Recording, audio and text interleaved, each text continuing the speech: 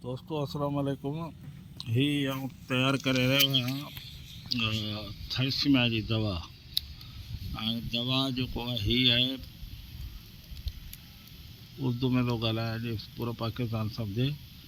ये है कुंवर गंदल का पानी। पहले जूसर मशीन से पानी साफ किया जाता है और बाद में इस हांडे में ये 10 किलो पानी है।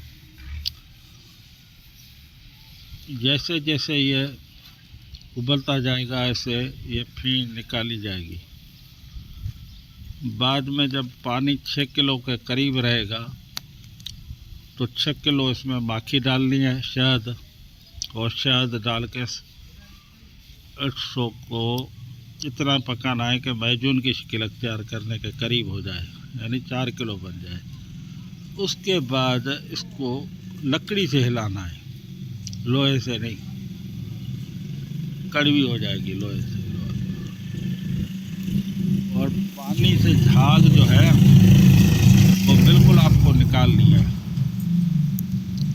फिर आग से उतार कर आप इसको 100 ग्राम ज़ाफ़रान जो खरल की हुई वो डालकर अच्छी तरह से हिलाकर बर्नियों में भर के रख दे। शहद भी ओरिजिनल और 1 नंबर छोटी शहद होनी चाहिए।